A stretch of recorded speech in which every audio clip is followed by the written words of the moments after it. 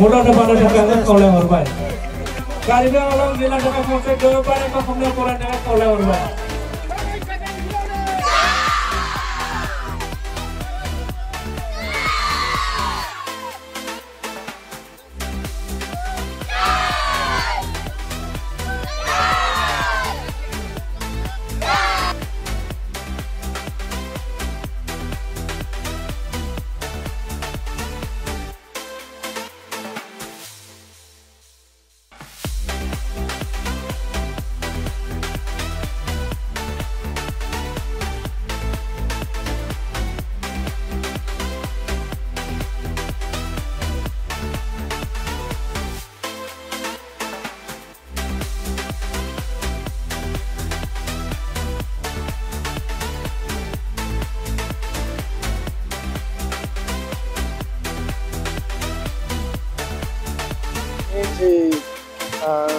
बानजायनाय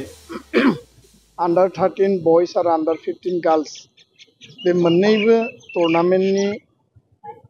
दिनै भेरगावआव under 15 गर्ल्सनि final माने मैच दा बे समाव सोलिगासिनो दङ आरो गाबोनो अंडर 13 जि बॉयज दङ बे चिरांनि खासिकत्रा प्लेग्राउन्डआव बे फाइनाला जागोन बड'फानि जि सिमां गेरेमसा माहारि दानाय बर' माहारिखौ मुलुग दरबाराव गायसननांगौनि थाखाय सोलोंथाइजों लोगोसे रांखान्थि समाजखान्थि आरो गेलेनाय जोंनि हारिमु बायदिसिना बिथिंनि गेजेरजों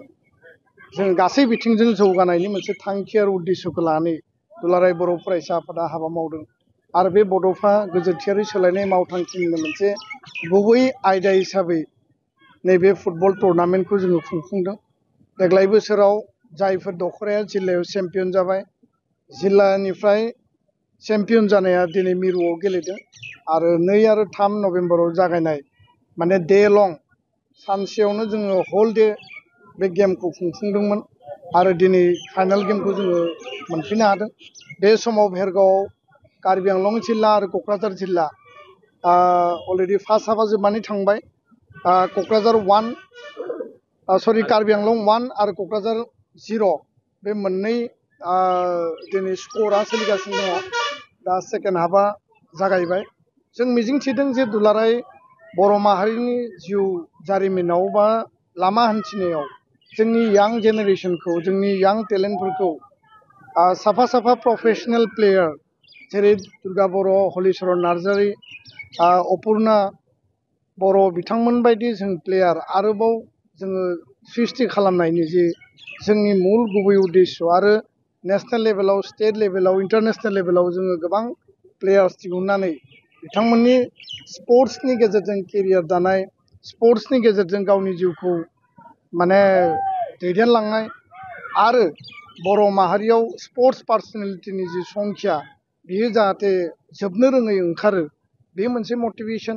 आरो दिनै बे गेमनि गेजेरजों गोबां दिनै उइमेन जि माने फुटबल बा हिन्जावसाफोरनि जि फुटबल बेयाव एनकारेजमेन्ट मोनदों मिजिंथिदों इयुनाव जोङो बिथांमोनखौ डिस्ट्रिक्ट स्टेट नेशनेल आरो इन्टारनेशनेल लेभेलाव प्रपार चेनेलनि गेजेरजों बेयाव जायफोरा गेलेफैनाय बेखौ लांनो हागोन खारन नोंथांमोना मिथिगौ बड'फा एफसि थांनाय बोसोराव जोङो अंडर 13 नि थाखाय खालामदोंमोन आरो बिथांमोना स्टेट गेलेदों स्टेटनिफ्राय दा आई लीगआव नेशनेल लेभेलाव गेलेगोन आरो बेखाय एबसुनि जे हाबा मावनाय जेब्लायबो जों सिस्टेमेटिक डिसिप्लिन आरो प्रपार बेबस्थानि गेजेरजों खालामदों आरो बे गेलेनायनि गेजेरजों समाज बेरेखा ड्राग्स जौ जुवा बायदिनि जे मोनसे स्ल'गान बे स्ल'गानखौबो जों लाफादों आं मिजिंथियो जे रायजो राजाया बयबो समर्थन होगोन आरो बयबो बिथांमोनखौ आशीर्बाद होगोन आं बेखौनो मिजिंथिबाय गोजोन्थों